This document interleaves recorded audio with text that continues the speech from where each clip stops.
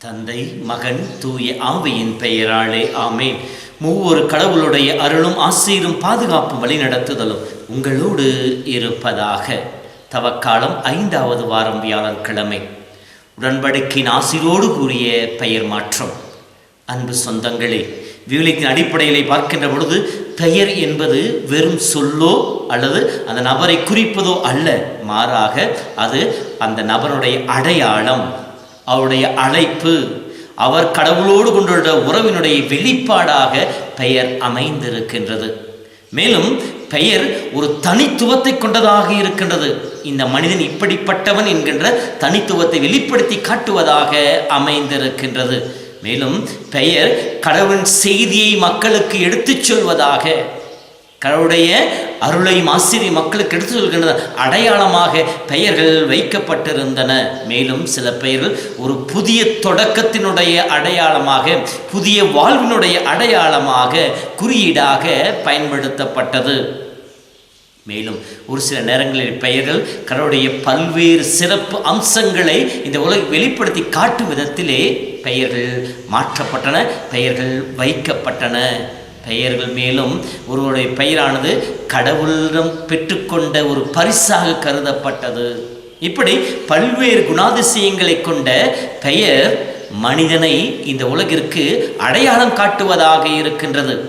இன்னாருடைய மகன் இவர் என்று சொல்லுகின்ற பொழுது, அந்த பெயரை சொல்லுகின்ற பொழுது அது மிகவும் அர்த்தமுள்ளதாக, ஒரு சாட்சியானதாக மாற்றப்படுகின்றது. பெயர் முக்கியமானது. நாம் விவிலியத்திலே பார்க்கின்ற பொழுது பழைய ஏற்பாட்டிலும் புதிய ஏற்பாட்டிலும் இஸ்ரேல் மக்கள் வாழ்க்கையிலே முக்கிய ஆதாரமாக இருந்தவர்களுடைய பெயர்கள் மாற்றப்படுகின்றன. புதிய ஏற்பாட்டிலும் திருச்சபையின் தூண்களாக சித்தரிக்கப்பட்டிருக்கின்ற பேதுரு, பவுலுடைய பெயர் மாற்றப்பட்டிருப்பதை காணலாம். இவையெல்லாம் இந்த அம்சங்களை கொண்டிருக்கின்றன. கடவுளுடைய சிறப்பு செய்தியை, கடவுளுடைய ஆசிரை, கடவுளுடைய பரிசாக, கடவுள் இந்த உலகுக்கு சொல்ல வேண்டிய செய்தியை கொண்டு வருவதாக அந்த பெயர்கள் அமைந்திருக்கின்றன. இன்றைய முதல் வாசகத்தை படிக்கின்ற பொழுது ஆபிரகாம் என்கின்ற அவருடைய இயற்பெயரை மாற்றி ஆபிரகாம் என்று சொல்லி கடவுள் பெயர் மாற்றுகின்றார். தன்னுடைய எழுத்தின் மையமாக இருக்கின்ற ஹெச் என்கின்ற எழுத்தை எடுத்து ஆபிரகாமுடைய பெயர் மையத்தில் வைத்து அவரை ஆசீர்வாதம் உள்ளவராக மாற்றுகின்றார். ஒரு தகப்பனால் சிறப்புற்றவன் என்கின்ற பெயரோடு இருந்தவனை பல இனங்களுக்கு தந்தை என்கின்ற ஒரு உயர்வான மேன்மையான ஆசிரியரை கொடுத்து அந்த பெயரை மாற்றுகின்றார். தொடக்கம் 32 படிக்கின்ற பொழுது யாக்கோப்புக்கு கடவுள் பெயரை மாற்றுகின்றார். அவர் தனித்திருக்கின்ற பொழுது, எசேயாவை சந்திக்க செல்லுகின்ற பொழுது, பயத்தோடு இருக்கின்ற பொழுது அவரோடு இரவு முழுதும் மல்யுத்தம் செய்து போராடுகின்றார். காலையிலே அவர் பெயரை கேட்கின்ற பொழுது அவர் யாக்கோப்பின் பெயரை மாற்றுகின்றார். யாக்கோப்பு என்பதற்கு என்ன அர்த்தம் என்று சொல்லி நாம் பார்க்கின்ற பொழுது தொடக்க 27 சொல்லப்பட்ட ஏமாற்றுபவன்.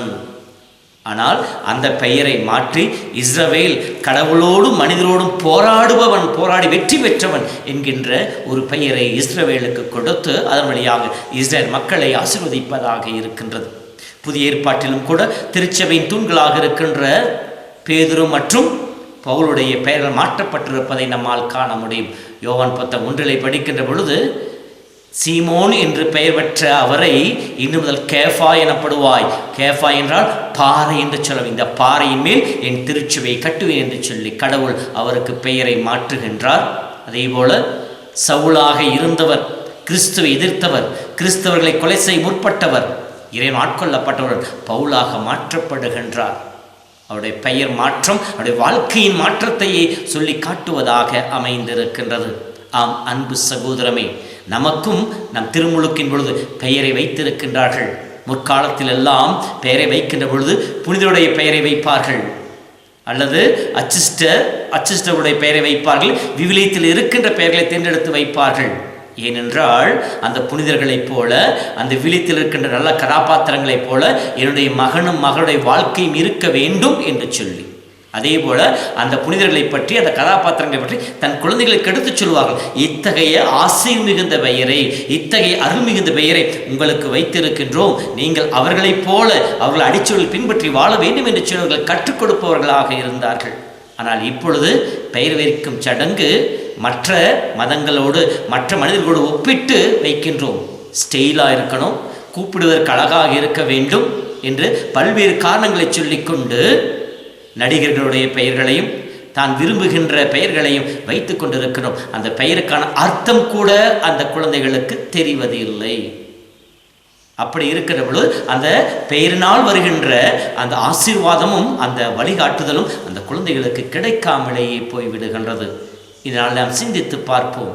நம் குழந்தைகளுக்கு நாம் பெயர் வைக்கின்ற பொழுது எதை அடிப்படையாக வைத்து வைக்கின்றோம்?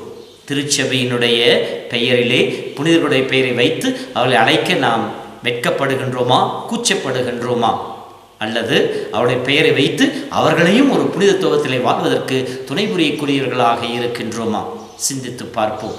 நம் பெயரை அலசி பார்த்து நம் பெயருக்கு அர்த்தத்தை கண்டுபிடித்து அந்த பெயருக்கு ஏற்ற விதத்திலே நான் அடையாளத்தை கண்டுகொள்ள, என் வாழ்வை புனிதப்படுத்திக் கொள்ள, என் வாழ்வில் இருக்கின்ற நிறைகளை பெருக்கிக் கொள்ள எனக்கு முன்மாதிரியாக இருக்கின்ற புனிதர்கள் பின்பற்றி வாழ முயற்சி செய்வேன் என்று சொல்லி முடிவெடுப்போம். இந்த நாளும் நம் வாழும் ஆசி பெற்றதாக இருக்கும். ஆபிரகாம் ஆசீர்வதித்த கடவுள் நம் ஒவ்வொருவரையும், நம் குடும்பத்தையும் ஆசீர்வதிப்பாராக. ஆண்டவர் உங்களோடு இருப்பாராக. எல்லாம் வல்ல இறைவன் தந்தை, மகன், தூய ஆவி உங்களை, உங்கள் குடும்பத்தையும் நிறைவாய் ஆசீர்வதிப்பாராக. ஆமென். பாவத்தை போக்கும், பயமதை நீக்கும், பரம சந்தோஷம் பக்தருக்களிக்கும். இயேசுவின் நாமம் இனிதான நாமம், இணையில்லா நாமம், இன்ப நாமம். எங்கள் இயேசுவின் நாமம் இனிதான நாமம்.